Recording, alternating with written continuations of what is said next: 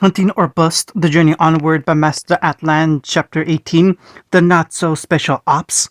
Okay, and this is what we know. A scroll slid out into the middle of the table with an image of the target, Veltland Wisk, millionaire, entrepreneur, all-around nice guy, and also a menace to society and criminal mastermind. But he doesn't put that on his biography. Wilsk has been in the business for a long time. If there's a criminal or illegal act you can think of, Wilsk has probably committed it several times. And despite all these years of breaking the law, he's never been caught.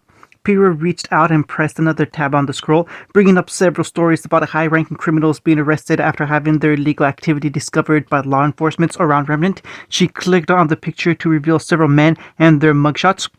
Naruto and Sasuke said that during their time working for Velton Wilks, they heard these men's names come up in conversations around them. Apparently, when one operation was discovered and taken down, these men were arrested and identified as the head of the operation. But in truth, it was actually Wilsk. So, when one criminal group is taken down, someone like these men are used as scapegoat to take the place in jail, probably receiving payment and protection while they're incarcerated, allowing Wilsk to move on scot-free and continue somewhere else. John sighed tiredly and gripped all at the unfortunate circumstances of what that meant. So I guess we really can't just go to police and tell them he's bad, right?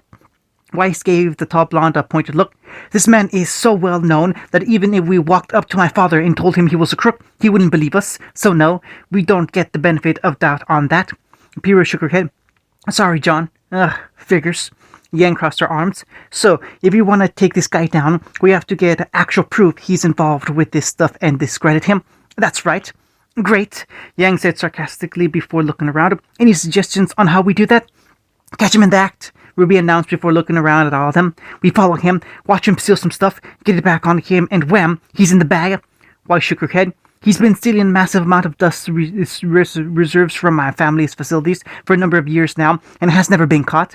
She looked at her partner skeptically. How exactly do you plan to catch him in the act? Ruby nervously shrugged her shoulders. Well, I didn't say it was going to be easy. It seems impossible. But he has been stealing a lot for a very long time, Blake repeated before narrowing her eyes in deep thought about something. She looked over at Naruto. Did you two steal a lot of things while you were working for him? Naruto nodded. Yeah, tons. Like what? Naruto sighed and crossed his arms before looking up in thought, trying to find an answer for the black-haired girl's question. Naruto tilted his head. We stole dust, cars, vans, trucks, this big cache of top-of-the-line weapons from an Atlas military base. Donuts from some cops once? The others looked between Sasuke and Naruto silently, startled at what the whiskered boy offhandedly listed as their scores over the 2 years of work. They then hesitantly pointed out, one of those sounds like a federal crime. Naruto waved it off. Nah, the police didn't need the calories. Anyway, they continued on from the abrupt silence and Naruto's cluelessness. If he has all of this stuff in his possession, he's going to need somewhere to hide it, somewhere big. Sasuke thought about the prospect of a storage for all the stolen items before shaking his head. No, he's taking and moving things around from all 4 kingdoms all over Remnant. He wouldn't collect everything in one place. It doesn't have to be one place, Blake answered. We just have to find one place that has some of the stolen goods and connect it to him directly. Look for his crap. Kiba simplified the concept and nodded. Okay, that's doable. What else do we have going for us? Sasuke drew their attention. Naruto and I followed one of Will's guards earlier and got a hold of his scroll. When we did, we got a look at his schedule and where he was going to be tomorrow. Nora asked, How'd you do that? I jumped down from a fire escape and knocked him on the ground. Cool. It said that Wilsk will be at the same club we went to last week, but if someone as recluse and wary as Wilsk is going anywhere twice in the same visit, then there has to be something going on at that club, like a deal or contract. And Sasuke gave a firm nod of belief. If we go there, I'm sure we can track him. He's working with other guys, huh? Yang questioned as she seemed to disappear into a thought before a wry grin came up. Well, I think I know a few guys I can ask around and see if they can tell us anything about him. Alright, then I guess that's one thing we can do together. Naruto looked around at the other members of their makeshift team. What else? Ren answered. We can try searching for any businesses and buildings located in Vale under Wilsk's name. We can't be certain if they'll have anything, but it would be just as beneficial a place to search as any. Ruby beamed.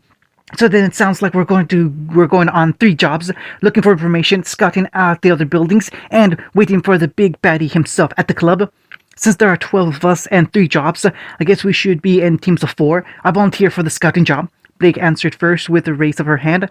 I have some experience with subterfuge, and I think I can handle doing that part. Ruby gave a big smile with glee at her teammates' willingness to enlist in the group.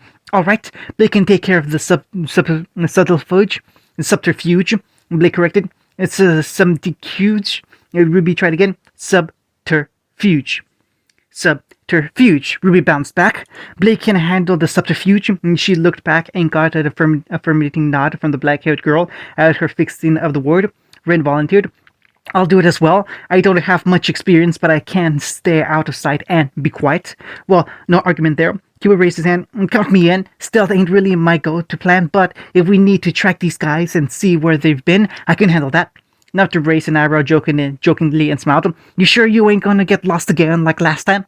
I'm sorry, are you questioning the mistakes I've made in the past, Mr. Professional Thief? Naruto's smile became a straight line and he gave a dull move with his head. Point taken. Then I'll round out the stealth unit and we'll look through those buildings together. The swordsman of Team Noctic stated before pulling out his scroll. We should start. Actually, Yang cheerfully interrupted before she shrugged. Are you committed to the surveillance idea? Because if not, I'd like if you come with me to gather intel. The others looked at the boisterous blonde with confusion, most evidently on Sasuke's face as he seemed befuddled by the suggestion. I don't think I can be much help. I don't have any contacts in the city that wouldn't inform Wolf right away. I don't need you to do anything like that. It's just the guys I'm thinking about asking need some extra incentive to give me the goods without busting out their fists. And to do that, I need some help with the intimidation factor, so I need you. Yang pointed at Sasuke before moving to Pyrrha, and you, and finally turned to Nora, who was happily humming a little tune in her head while they discussed taking down the crime lord, and you. Me? Pyrrha seemed startled and confused as to why Yang would pick her for the intimidation factor. She asked hesitantly, why me? I don't think I would be able to help much in that effort. Yang waved her worry off. You'll be fine. Take your spear and your shield and just give the meanest look you got. Yang happily pointed out. Just look the same way you did when you fight. Are you all serious and scary and stuff? You'll be fine. Pyrrha reflexively reached up and patted her cheeks to see if they were fine. My face doesn't look scary when I fight, does it? Everyone seemed to avoid her gaze, and she even heard a few awkward coughs on the subject. John apologetically answered, Sorry, Pyrrha. The greatest warrior of the generation just seemed so defeated at that moment. Okay, Sasuke and Pyrrha are one thing, but why, Nora? Naruto asked before looking at the shorter girl. No offense, but you don't exactly scream intimidation. You scream more like cute and cuddly and need of sedation. Nora happily replied, Aw, thank you. Don't worry, she'll get things done. Teten hesitantly raised her hand. Then I guess I'll go with the surveillance. Any way I can help? Then it's decided. Weiss commanded and got their attention as she looked around. You four will handle gathered information from other crooks.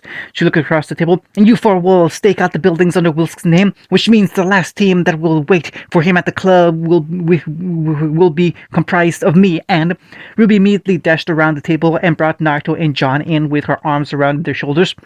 Look, Weiss, we got the best and most fun team right here. Naruto seemed to agree with the sentiment and wrapped an arm around the hooded girl's shoulders, while John nervously chuckled and scratched the back of his head. Weiss' arms fell from their fold, and she sighed. Fantastic. Hunting. The inventory worker lifted up another crate of wine and beer bottle and loudly inquired, Boss, am I taking this straight to the counter, or are we putting it in the back? The back, obviously. The man giving the demands was very tall, wearing a black vest with a white shirt underneath it and a red tie. He had short black hair and beard and mustache. Hey Xiaoyang pointed at his clipboard. We already filled up the counter, so it's going to go to the back. All of it's going to the back. Do you all get that? Yes, sir, the workers groaned.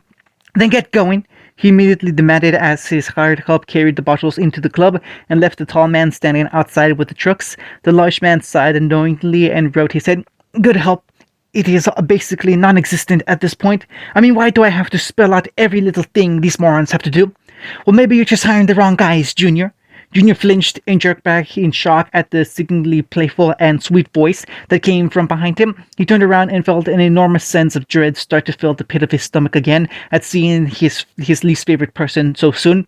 Yang was leaning against a stack of crates and intruding through the opening of the top crate. She pulled out a bottle and opened it before leaning in and taking a whiff. Or maybe they don't take you seriously. She tested the drink with a quick swig before making a grim face and putting it back in with the others. What's with the lower quality drinks, Junior? You used to have strawberry sunrise and banana blama martinis. What happened? Junior grumpily answered. You came and wrecked everything. Oh, right. Duh. Yang feigned ignorance and bobbed to the top of her head. She smiled and walked around the crate towards the large man, only for him to take a full step back away. She inquired, "Oh, what's wrong, Junior? Scared to be close to a pretty girl? The last time we were close, you punched me through a window, and the time before that, you punched me through a glass column, and before that, you nearly crushed my balls. I leave one heck of a first impression, don't I?" Yang joked before her joking visage vanished, and she seemed far more focused on one thing. "Now, I have some questions I need to ask, and you're just the guy with the answers." "Go away," Junior growled menacingly before he pointed towards the street. "Leave. I'm not gonna waste my time talking to a psycho freak like you. We've started fortifying since you were last here. One call, and I'll have all my guys together and packing more heat than before, ready to fight. Plus, Milsha and Melanie have been itching for a rematch with you. Yeah, and I'm sure seeing 1 and 2 would be a blast to meet again, but all those other guys are a bit too much for me to handle by myself." Yang feigned worry and fright at the idea of fighting an army of mooks. "I'm just a helpless, pretty little girl." Yang then got a big grin, and Junior felt his superiority shrivel. "Luckily, I decided to travel with friends this time." Thud, thud, thud. "Oh, that didn't sound good." Junior gulped loudly and slowly turned around and craned his neck back to look up at the top of the trucks. Standing on top of them from right to left was the black-haired boy with a sword in his hand, a familiar redhead with a spear and shield, and a short ginger girl waving happily towards him with a hammer over her shoulder, a very, very big hammer. Yang walked up beside him. "Yeah, since I was last here, I made a bunch of friends, sweet guys, always worrying about me." She pointed up at the boy. "That handsome fella is Sasuke, a total beast with a sword. The tall chick that draws your eyes is Pura, but I'm sure you've heard of her. And that's Nora." Nora waved. "Hello. She's a really fun girl. Totally. And she loves that big hammer of hers. Love it to death. Don't make her drop the hammer. I would literally destroy everything here."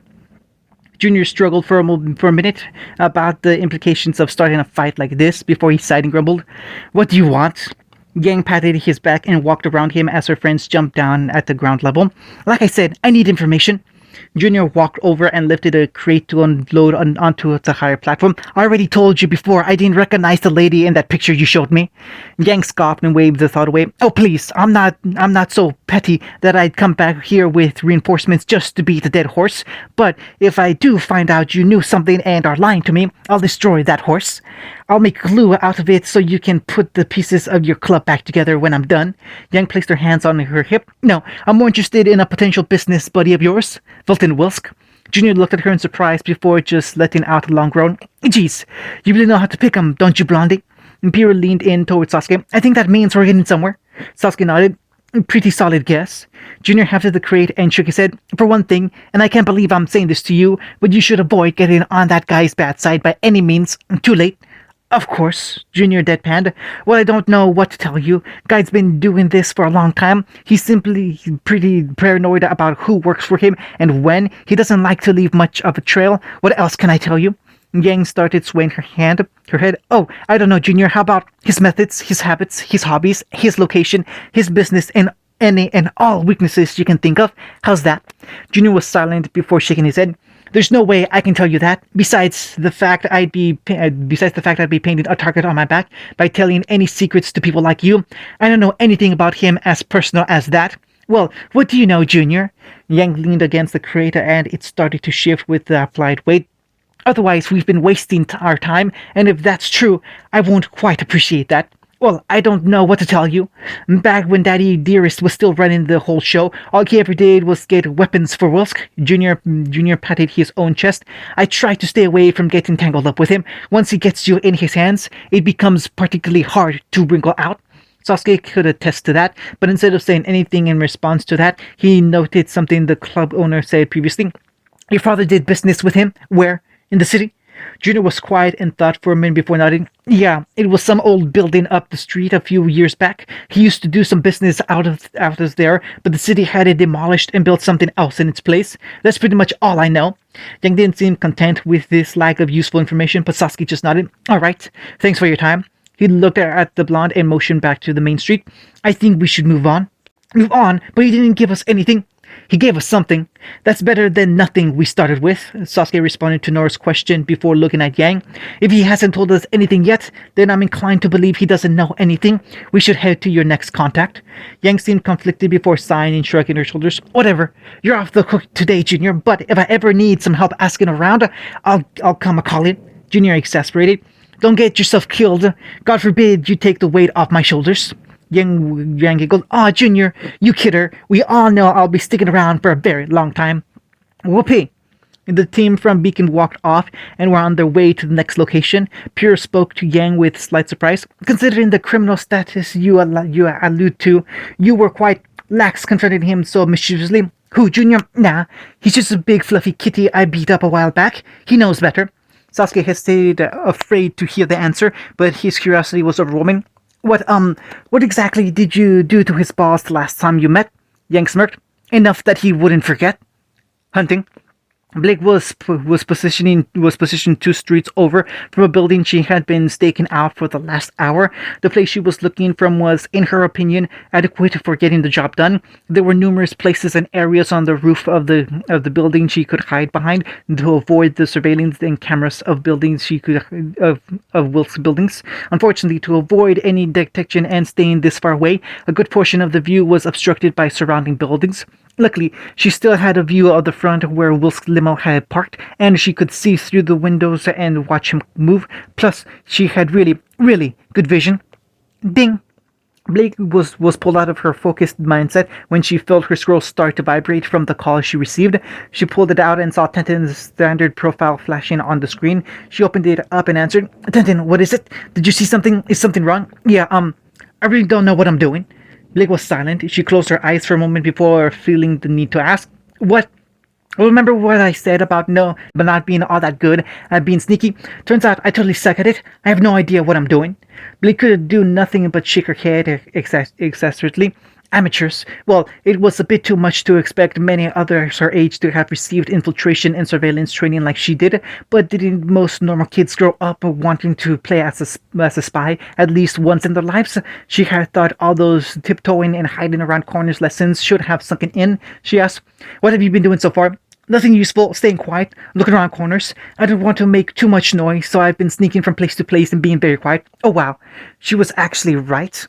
Blake shook the thought out of her head. Are you still where I positioned you? Yeah, I'm still on the street keeping an eye on the limo. Wilson hasn't come out for the last hour, and the driver and bodyguard have gotten out of the car for a smoke. What are they doing now? Playing against each other in Slappy Bird? Figures. Blake kept her gaze focused on the front entrance while talking to the inexperienced member of her stealth team. Don't panic. Just stay where you are and keep your eyes on them. If anything changes or you see them move, you can contact me. Oh, okay. That I can do. Here's that Kiba. Looks like I can sneak around after all. Less talking, more clandestine. Wait, Kiba.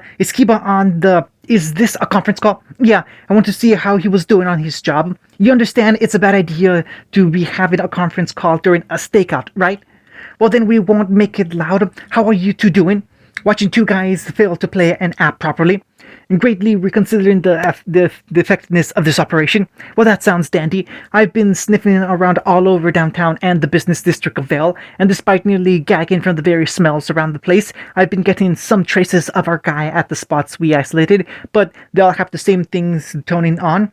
Guys wearing cheap cologne, ladies covered in wise levels of perfume, ink, papers, no gunpowder, no oil, no dust, nothing. He was right. Great. Ren was on here too. I've searched through the records of buildings and nothing appears out of place. They all just seem to be branches of his businesses. I can't discern if any of them have a hand in his theft. Blake leaned away from the scroll and sighed. Not out of impatience for her team's strange behavioral traits on their mission, but from the obvious lack of any clear strides in their task. She was right when she thought how difficult this job would actually be in the front lines. Turning to find the hideout and underground systems of an experienced crime lord was never going to be easy. But if Blake could be sure of one thing, it was that Wilkes was human, which meant he had to make a mistake somewhere along the line. Ding! Blake felt her scroll vibrate again and pulled it back to see she had just received a message. She viewed it and saw a picture of Yang giving a big grin and a peace sign towards the camera. When did her picture change? It was supposed to be just the stock profile supplied by the school.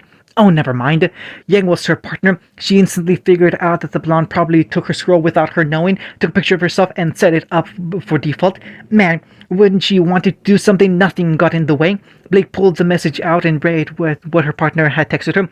Was used to work outside old buildings in Vale a few years back. Upper District was stealing all his stuff out of there, tore down, replaced. Check for stuff in that area. Gonna go terrorize some thugs. See you later. Blake just dryly stared at the screen, unable to sigh or groan, as she was somehow able to hear the sing-song voice her partner implied from her words. She decided to forget it and went back to the call. Right now, can you hear me? Yes. Can you look up any reports about a building Wilsk owned a few years back in the upper city that was demolished? It might have been replaced by something else. I'll see if I can find anything. Thank you. Blake, they're moving. Wilsk just came back out. Blake stepped to the edge of the roof and peered over the streets to see Wilsk walk out of the building and into his limo. The older man disappeared into his car and started going down the street and out of sight. The bow-wearing girl ran to the edge and jumped off, falling through the air before she landed on the side of an adjacent building and stuck to it tightly. She started jumping from building to building before finally landing on the ground. She dashed towards the street. Tenten, do you still have a visual? A little. They're going really fast, but they're heading to the highway. Blake turned the corner and had to stop immediately before she ran straight into Tenten. The two girls avoided collision, and Tenten looked down at her scroll before just addressing the black-clad girl directly. They'll be heading east towards the commercial district. I think he's going to the club now. Blake nodded. All right, I'll contact the others and tell them we'll be rendezvousing there soon enough. You contact Naruto and tell him they're on the way. Got it. Tenten agreed as she stepped away and started typing on her scroll. Blake went back to her scroll and went through the contacts of their group. They were coming to the end of this matter very soon. Hunting. Coming your way. Be careful. Tenten. Tenten says he's heading our way. Time to go. Aw, Ruby sadly moaned as she put down her unfinished milkshake. Can we wait just a little bit longer? No, Weiss answered immediately as she put her tea down and stood out of her chair. We need to move. If you didn't finish your drink, then that's your own fault. Ruby pouted childishly before getting out of her seat and following the others. You're the one that said we should wait in a cafe, jerk. Naruto, John, Weiss, and Ruby made their way out of the cafe and started heading down the street towards the Hanua cabin. There they would keep an eye on Wilsk up close while the others finished their spying and intel gathering. John could feel his heartbeat through his ears and his breathing starting to quicken. He tried to compose himself but was failing before Naruto nudged him with his elbow. You all right, John? You look a little spooked. John gave a nervous chuckle/cough before trying to calm himself down for the task at hand. Yeah, I'm fine. Just a little worried and panicked and dreading the idea of walking into a bar with guys like that without any weapons. We went over this before we left, John. We can't bring any weapons into the club like that because it'll draw attention to us. Ruby explained one more time. If we don't draw any attention, we'll all be fine. John nodded. Yeah, it's just, I'm feeling super self-conscious of everything I'm doing right now. The black bandana-wearing boy reassured his friend. You wanna borrow Cutty or Stabby? I can spare them for a bit. Ah, thanks, Naruto. You have no idea how easy it is knowing you actually have a weapon when we're in there. Naruto patted his back. No worries, bud. Any of them get any ideas? I got this. You better not faint in there, and you better not start anything. Weiss warned the two boys with a forward glare at their respective attitudes to the situation at hand. She informed them, in case you both forgot, we're walking into a den of crooks, thugs, and thieves. We need to try and avoid bringing attention to us. That means no starting fights, no fainting out of fear, and no walking up to people babbling like an imbecile and asking people about their weapons. It felt like an arrow went straight through her heart at being called out of the blue like that. That was just mean. Missing the youngest girl's distraught behavior, the whiskered blonde replied to the Harris, Yeah, don't stir up the pot, I get it. Naruto grumbled a little before he held the door open and let the other members of his party enter first before following into the fog of quiet mumbling smoke and the smell of alcohol. The 14s ignored the looks spared towards them, and the moment they walked through the entrance and found a table to sit at, soon enough the eyes started to wander away, and they could feel their gazes finally disappear as they accepted the young teens as just another rowdy group trying to be tough. Naruto tried to act normal and pulled the menu up to look through again. Stay calm, he isn't here yet. Wait until he arrives and then listen around for anything you can notice. Anything people might say to him will help us. The other three agreed to his advice but still seemed rather tense in the situation. Weiss drummed her fingers against her own crossed arms and exhaled anxiously. This is far more unnerving than it usually made out to be in the films. Naruto flips through the menu. You get used to it. Sasuke and I did stuff like this all the time. You learn to ease into it and keep your your ears and eyes peeled. Hey Naruto, he looked up from the menu at the youngest member. You never told us how you worked for that guy in the first place, Ruby asked. I mean, what made him interested in you and Sasuke anyway? Naruto actually lowered the menu and gave the topic some solid thought. He hesitated for a moment and inclined his head before deciding to admit to them how it all started. He relaxed into his seat.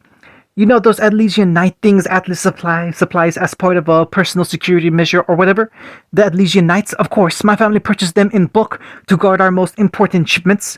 Weiss sighed. They work for the most part, except for a few special cases. Jump seemed confused. Knights. These big, awesome robots the Atlas military made for a bunch of different reasons, Ruby explained to the clueless blonde as her eyes started becoming stars at the prospect of examining them.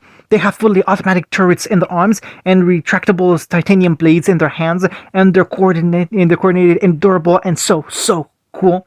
Yeah, those things. Naruto awkwardly chuckled. So, apparently Wilsk stole a huge shipment of them and was having them moved through his safe house or whatever. Unfortunately, me and Sasuke accidentally destroyed the shipment and left it in a big burning pile of rubble without even knowing what was inside it. And those AK bots were really, really expensive. So Wilsk found us, caught us, threatened to do unspeakable things to us before killing us, or work for him and pay him back. That's pretty much the whole story. Ruby, Weiss, and John just stared at him in disbelief at his explanation. The white-haired Harris' face twisted into several different confused looks before she asked, How? How what? How in the world did you two Mormons destroy a shipment of AK robots on accident? Naruto just sighed and shook his head with exasperation. That's a really long story. Really. John pushed back and got out of his chair. I really need to go now. John, we told you everything was going to be fine. No, I mean, I really have to go. And John was doing an uncomfortable shuffle on his feet while desperately looking around. Is there a bathroom here or something? Naruto pointed towards a back hall. Over there and take a right, end of the hall. Thanks, John said as he dashed towards the hall to make it just in time. Ruby sat back in her chair and tapped her feet on the ground. He must be really nervous. Or maybe he really need to go. I told him to go before we left, but he said he was fine. Perhaps some people just are not made to deal with this kind of pressure. Nah, John'll be fine. He's got this. They heard some doors swing and loud footsteps follow as men entered through a back door inside the club. Several men in suits walked in, followed by the big man himself as he fixed his collar and tie on his shiny suit. He looked around for a moment, causing the three teens to duck their heads behind their menus to avoid his gaze before he continued walking towards the booths. Ruby whispered, He's really tall and big. Naruto nudged her knee. Don't stare. What's wrong with his suit? Look, they all lowered their menus and saw Wilkes walk over to a booth while its occupants pulled themselves out of it. They recognized a few of his goons as criminal posted on the police most wanted list. Weiss furrowed her eyes. Your guess was right. Looks like this is where he sets up contracts in bail. They watched Wilkes start a quick conversation and shook their hand before he started walking away. Ruby looked worried. Wait, where's he going? To the bathroom, Naruto answered. Weiss inquired curiously. Did you hear that? No, but he's going in the same direction. Geez, what's with these people going to the bathroom? It's like they have no sense of urgency. Wilkes goes when he arrives. John had to go after. And just like that, it hit them like a hammer. Ruby's eyes shrunk. Uh-oh. Hunting. John was washing his hands after taking a leak and let out a long, tired sigh at his situation. He leaned against the sink and tried to calm himself down, but could hear his heartbeat pound louder and louder in his ears until it was almost deafening. His breath was becoming haggard, and he looked at the mirror to see his forehead was getting particularly sweaty. He shook his head rapidly and groaned. Okay, come on, John. You can do this. Stop being nervous. Get over yourself. You're just at a club full of bad guys. Looking for a really, really bad guy without any weapons. Okay, this isn't working. John was worried as his whole body started feeling lighter, and he almost felt like he could float off his feet before the butterflies in his stomach. But he jerked his head and growled to himself, No, don't you dare chicken out. He glared at himself through the mirror. You have to help. Your friends are counting on you to stand up. Even if you can't do much, do something. Naruto's been your friend since the first day here. Everyone else is helping them stop this jerk. Don't you dare run. John said through his reflection with a stern gaze, but couldn't feel the spark to ignite his passion. He sighed and shook his head in disappointment. He was afraid and felt like he was going to pass out or run, but he knew he needed to be here to help his friends however he could. The armored boy felt the conflict run around in his head and started drying his hands with the towel supplied by the club. Well, if anything, this place was pretty classy if they offered nice towels like this just to dry your hands. Creak! John looked up as the door swung open and saw Velton Wilkes walk in silently with his guard standing outside the door. John froze as he stared at the man, the only thing different about him from the other picture being the 6 o'clock shadow and the gray suit with a strange shine to it. The teen stood there in shock and silence as Wilkes let the door close behind him and stared at the only other occupant of the room. The older businessman gave him a suspicious look before walking past and into a stall. John found himself frozen. Like totally frozen, like that time Weiss iced his feet and legs to the floor the day of their initiation test. He couldn't move. Fear had filled every last part of his body, and despite every fiber of his being telling him to move, he couldn't find the will to act on that instinct. Flush. Wilkes walked out of the stall and over to the sink to wash his hands. He looked over to see the silent newcomer still standing in the same place when he walked in. He lightly noted, "When most people finish, they don't linger around to enjoy the scenery. Something about the ambience and odor doesn't really appeal to sticking around." John knew the man was talking to him, and suddenly he felt his motor functions come back to him, and his throat suddenly not so dry. He looked down at the towel in his hands and ran his fingers through it before something popped into his head. I'm the new attendant." Wilkes spared him a look before looking back down. "This club doesn't have bathroom attendants." John turned around to face him. "It's a new policy." Wilkes looked him over. "You're dressed rather strangely for an attendant." John gave a sheepish smile. "I'm new. Brand new." Wilkes turned the faucet and continued talking to the younger man. "I don't think it would be a smart move to keep that policy. I mean, no offense to you, young man, but the people that visit this place don't appear to be the type that appreciate knowing someone is waiting for them in the bathroom. It might be beneficial to look elsewhere for a job." John gave a nervous, anxious chuckle before shrugging shoulders. "Well, you never really know until you try, right? Most men here are not comfortable with the concept of things changing." Wilkes retorted with a serious tone. "For some people, things changing is not an acceptable idea. It means there's something out of control they can do nothing about. They stay in charge. They keep analog. We are creatures of habit, after all." John was quiet for a moment as he collected everything the large man had just told him. He struggled for a moment before refuting. "Well, I think those guys are screwed." Wilkes raised an eyebrow at his terminology, and John tried to reinforce his statement. "Sorry, but that just sounds kind of stupid. It might suck of not feeling in control sometimes, but it happens. So instead of trying really, really hard to keep stuff the same, I think they should get ready for what's going to happen to them." Wilkes' interest was piqued. "And what's going to happen to us exactly?" John hesitated for a moment before shrugging. "Change." Wilkes held his hand out, and John realized the man still had wet hands. He passed him the towel, and the large man dried himself off. He handed it back to the boy and searched through his pocket for something. He pulled out his wallet and took a good bit of lien out, but nothing substantial for a wealthy man like him. He held it out for the boy. "Not quite sure we agree on that, but I will admit this has been the most intriguing conversation I've had in a bathroom before." John froze for a moment and looked down at the big tip he was receiving. He felt his stomach turn at the idea of accepting this guy's money if the others were right about him, but he didn't want to raise any more suspicion about himself. He reluctantly reached out and took the money as the taller man walked by. "Enjoy your day." Creak. The door pulled open and the criminal walked out without any other word. John stayed in place, tightly gripping the money in his hand before hanging his head in shame. The target was right there, right in front of him, and he didn't do anything. Even if he didn't have a weapon, he should have tried to do something. Everyone else would have, but him, he just... The blonde student tossed the towel aside and walked outside, making sure no one else was coming or guarding the door. He walked out and down the hall. "John!" He doubled over as red blood slammed into his stomach, followed by Naruto sprinting to his side, and Weiss casually making her way over while looking around carefully. Ruby pulled back from him, and with a panicked expression, "We were so worried. Wilson and his guys all came to the bathroom, and we thought you were gonna get captured and hurt. But you're okay." Weiss looked at the scraggly blonde. "Were you in there with him?" And John gave a defeated nod. "Yeah, what happened?" I lied to him, said I was an attendant. John showed them the money with a guilty breathing expression. He gave me a tip. Guys, I'm sorry. I froze. I couldn't try and fight him. And John, Naruto slapped his friend's John stopped his friend's worried confession with a surprised smile on his face. You were in the bathroom alone with that psycho, and he paid you. Do you know how awesome that is? I'd kiss you if I didn't think of you as just a good friend. Ruby nodded excitedly. Same. And we aren't gonna kiss either because I think that's really cool, but I don't want to kiss anyone. Weiss crossed her arms and admitted, I'm just not going to kiss you, but that was impressive. For a buffoon. John was reluctant, but after seeing the relieved look on his friend's face, a small smile came over his face and he nodded to show he was fine. He looked around. Where did Wills go? He headed back to his booth.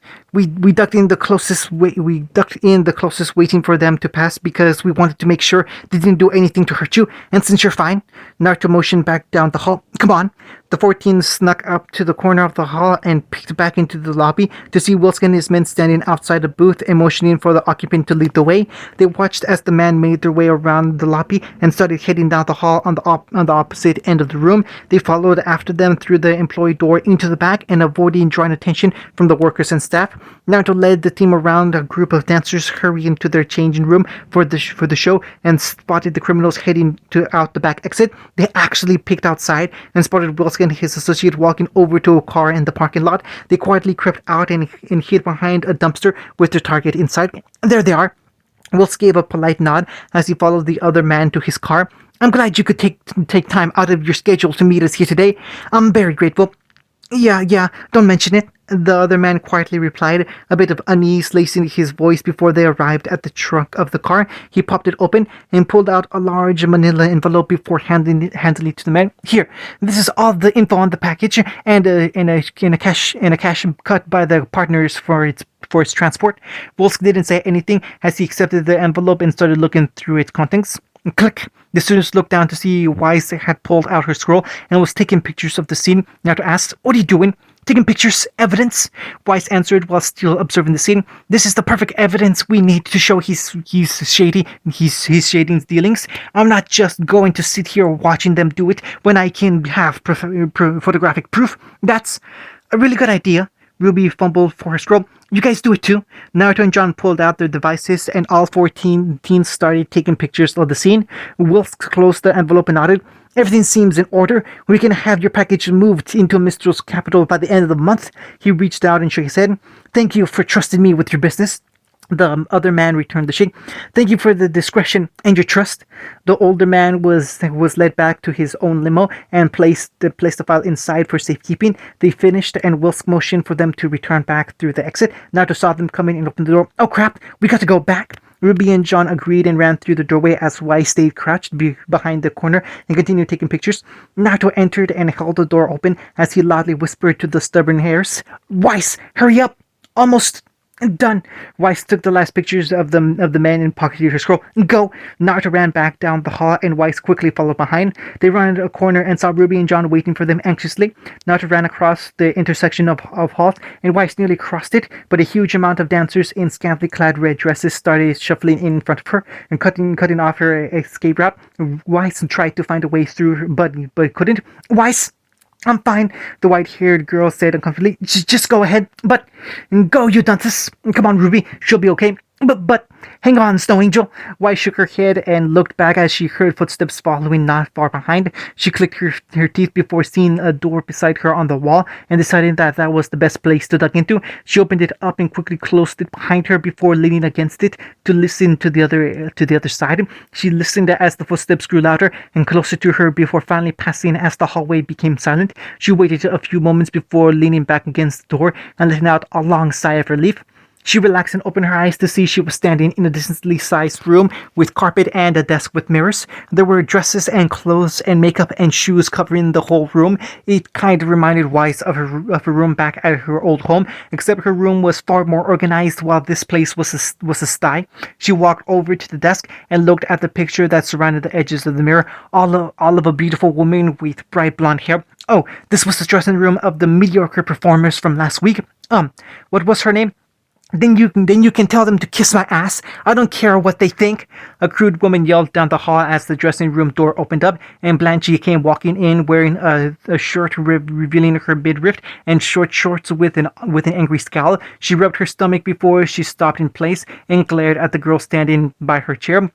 Who the hell are you? Oh, Weiss panicked by really standing back up like a statue and looking around frankly. I was just, this is my room, my private space, Blanche stated petulantly before eyeing the short girl with her lip twisted with disdain. Oh, I get it. Are you supposed to be my replacement or something? They threatening that if I didn't clean up my act, that they'd replace me, but I didn't think they'd bring in a little hussy like you to fill my spot.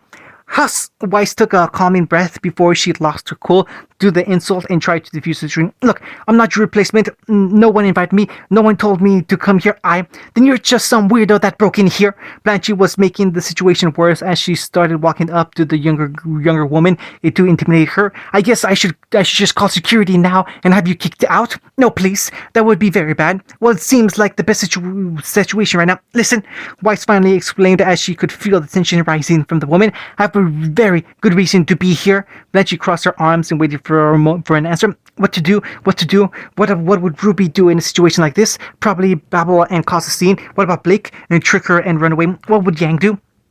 Thwack! Weiss punched the performer across the face and Blanche went out like a light. Weiss stood there silently and looked down at the conscious woman at her feet. Oh my god, what did I just do? Weiss yelled in a panic as she freaked out at her situation to the problem. Why did she channel Yang of all people? Blake would have been far more beneficial. Knock knock. Blanche, you in there? The show's about to start. Get over here.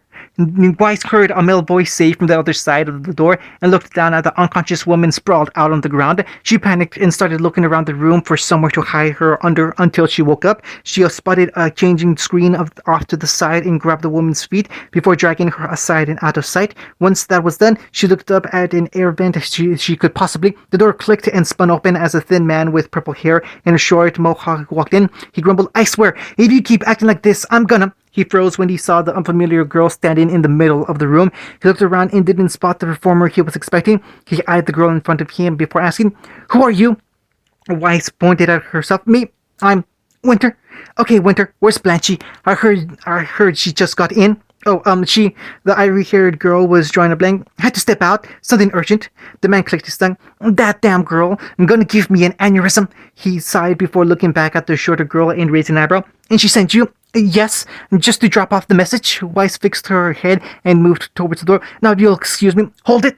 The man stepped in front of the door and Weiss took a step back for safety as he glared at her. He took a moment sizing her up from head to toe. The whole room was silent before he gave an impressive hum and nod. Well, Blanche sure has some good taste. You'll be perfect. What? We need a replacement for her as the singer tonight. I guess she sent you down to fill the spot. What? The man tried to reassure. It's a good gig. Free drinks, free food, plus you get a pretty cachet at the end of it. Weiss yelled back. Money is not the issue here. Can you stand in place? Weiss reeled back. What kind of question is that? Can you perform in front of a crowd? Well, yes, actually. Can you sing? You don't have to be fantastic. You just have to be somewhere around Blanche's level. Weiss seemed to forget the situation she was in as she scoffed and folded her arms haughtily. I don't think that's much of a problem considering the low bar, she says. Oh, you're sharp, he said with a flick of his hand. They're gonna love you. Yes, well, wait, no, I still... Eek. Weiss flinched back as the strange man stepped up to her and started examining her closely. She felt extremely tense as the strange man started to circle her. What are you doing? Examining the goods? Weiss reflexively covered her chest as the man stood back up and rubbed her chin in thought. Well, you're young and pretty, which is always a good thing for this crowd, but you're kind of short and a bit flat. Her arms tightened more around her chest as a scowl and tick mark grew on her face. Excuse me, how dare you? She already knew that despite her beauty, she was lacking in certain other areas, but she didn't need that pointed out by this strange man in the back of a club in some unconscious woman's dressing room. He waved it off. Oh, don't worry, honey. You're pretty hot anyway. That skin is flawless, and that little scar around your eye really gives you character. He gave up besides her.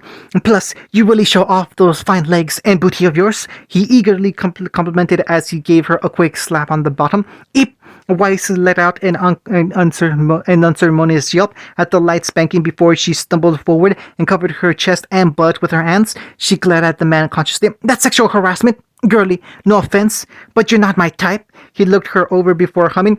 We're gonna need to get you an outfit change. He looked over at the chair and saw the stretchy uniform his original singer was supposed to wear tonight. He checked it over before nodding. Okay, let's get you dressed. Oh wait, don't come over. What are you doing? Don't. Pff, that tickles. Stop. It. Hey, what are you doing? Don't take that. Hey, that's my skirt.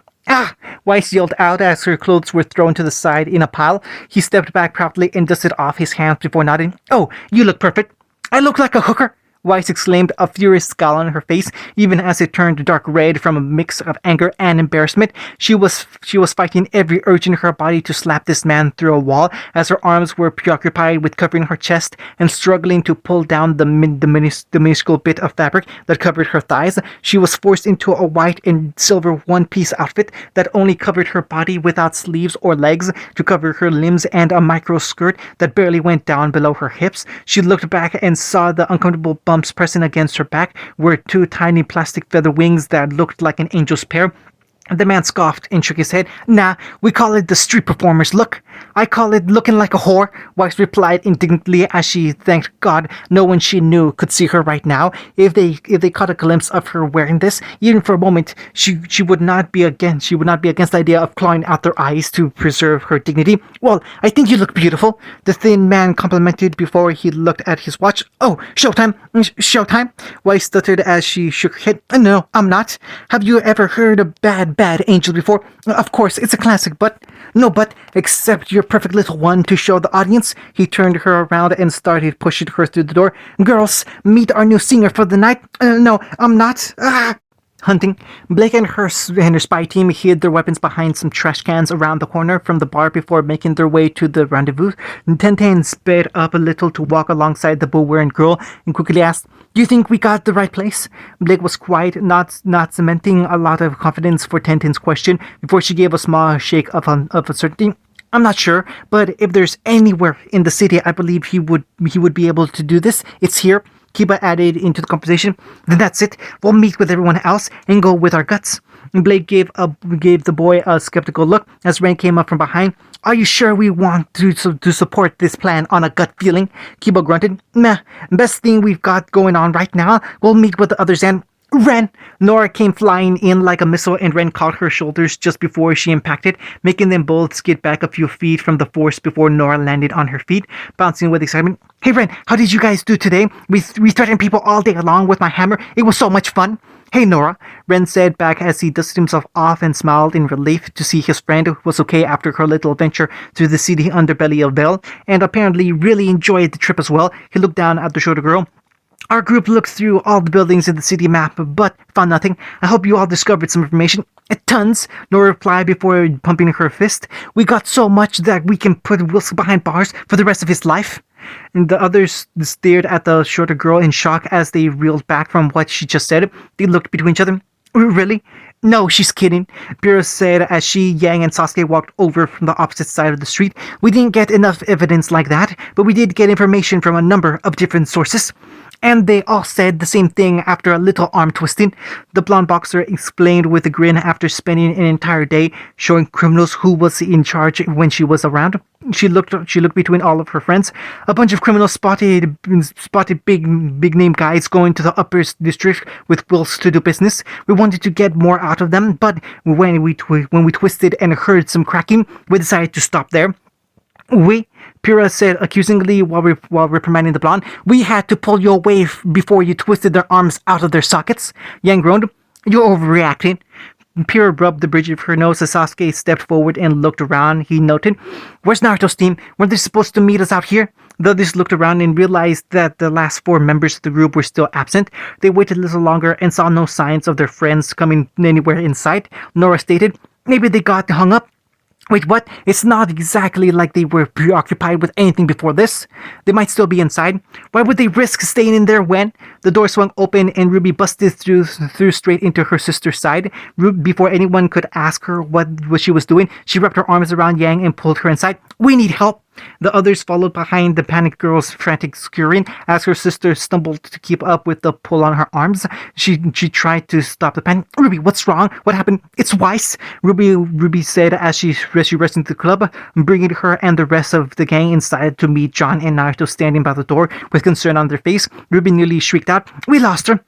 Yang gasped at the confusion. "You lost her?" No. We didn't lose her." Naruto tried to save face to the rest of his friends before giving the uncertain shrug of his shoulders. "We were following Wilsk and we got separated, and now she's sort of gone." He looked up and saw everyone just stare at him in tandem. He sighed and hung his head in defeat. "We lost Weiss." John grabbed his shoulders. "What if that Wilsk guy got her?" Yang growled and punched her fists together and making a loud clap, even with the aid of her gauntlets. "Then we kick his ass here and now." "Whoa, hold on." Tenzin tried to stop her before she did something rash. "We should think about this." "No, she's exactly right." Naruto agreed with the focused glare of his own. "If he actually grabbed her, then that's it. We kick his ass and get her back. We can't start a fight in a club like this. If we draw a crowd, then we can't just leave her. Do you think we're prepared to fight against all these guys without our weapons? Then grab our stuff and we can go? That's not that simple. You just say that because it's not your teammate. Listen." The group arguments was halted when the lights started to dim and the spotlight focused on the stage. Everyone in the room went quiet as they looked at the stage full of women dressed in revealing red devil outfits with little tails and horns and covering something in the center of the stage. The band started playing a catchy tune and the dancers started bouncing their hips in time with the music. "Ladies and gentlemen, we have a little change in the performers tonight. We proudly produce the Williams Orchestra, the Cassie Troots, and Winter." The dancers all pulled away and revealed a beautiful, petite young woman with long white hair going down her back. She was scantily dressed in a sparkling silver outfit and was pushed in front of a microphone as the music started to pick up. The Beacon kids could do nothing as their jaws were hanging at the sight in front of them. Weiss was left at the front of the stage as the dancers blocked her escape route with their constant kissing and kicking and moving. She looked back ahead at a very familiar sight, an audience blacked out by the intense light overhead, leaving nothing but moving silhouettes. Weiss sighed away from the music as she resigned herself to the situation at hand. She couldn't escape without causing a scene, and she wasn't going to be let go until this song was over. Well, it's just like she was taught to do in situations like this. When she was being watched like this, it was time to blow them away. She moved some hair out of her eyes before stepping up to the mic and taking hold of its stand as the girls danced behind her. She closed her eyes and the jazz music echoed. The regular customers and patrons of the club turned in their seats and gave their full attention to the new girl with the captivating voice and performance, whistling and clapping for the fresh breath of life she gave this place. The whole club started to cheer for the new girl as the Beacon Kid stared in shock. Blake's mouth opened and closed several times before she shook her head. I don't know what." Kibo was stunned and horrified. "What's going on?" Ruby answered with a little cheer in her voice. "Weiss is okay, and she's proving that miracles do happen," Naruto stated as he already pulled out his scroll and started taking a video. "Are you?" "Yes, for future generations to remember that this actually happened." The band let out one last long, loud chord before they went silent. The dancers all fell into place perfectly, and Weiss ducked her head as the lights dimmed into darkness. The criminals and degenerates in the bar stood up and clapped, whistled, and pulled the 3 roses for the young performers. Weiss wanted to give a curtsy, but remembered the slutty attire she was wearing and decided on just a quick bow. The crowd kept cheering for an encore, but she quickly hurried off stage while her heels clacked against the wood. "You were amazing. What's your name again? Can you give me lessons? You should work here instead of Blanche." "Thank you, but I must be going." Weiss offhandedly accepted the dancers' praises before hurrying past them and walking back into the hallway. She needed to get to the changing room, grab her clothes, and get out before anything else happened. She would call the others from a remote location and rendezvous with them later. Just as Weiss turned the corner and had the changing room in sight, a large man in a suit appeared in front of her, and she stopped just short of running into him as he spoke in a monotone voice. "Mr. Velton Wilsk would like to extend to you a personal invitation." Weiss's eyes widened before they furrowed into an intense, scrutinizing stare at the man in front of her. She denied the invitation. "No, thank you. He insists, And I still say no.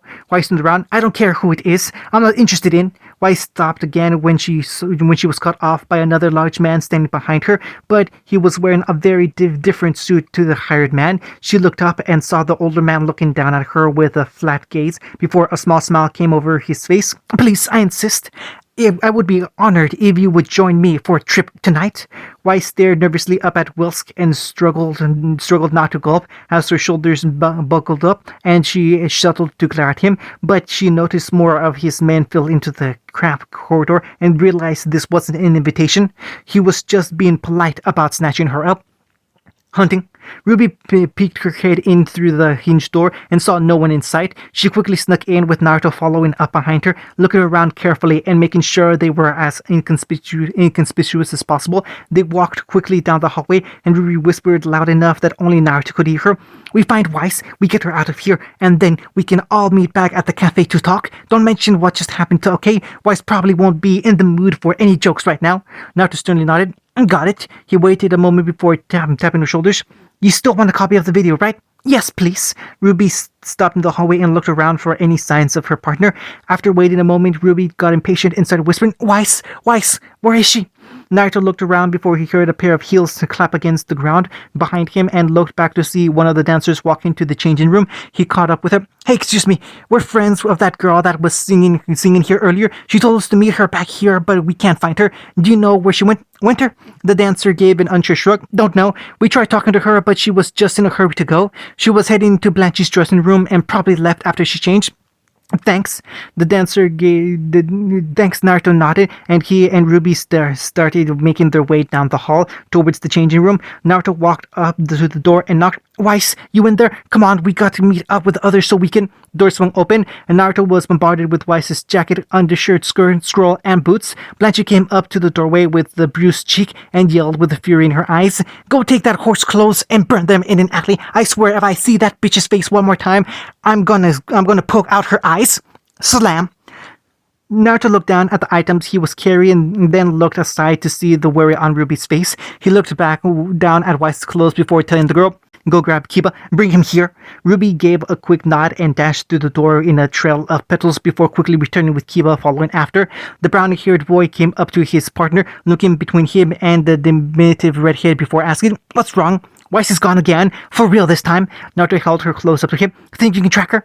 Kiba nodded and closed his eyes before his hair started to bristle and the corners of his mouth stretched out to reveal his sharp canines. He took a quick sniff and reeled back when the powerful scent of her pungent perfume filled his senses. He needed a moment before humming. She definitely came through here, but she didn't come back to the room. There's a few other scents, and...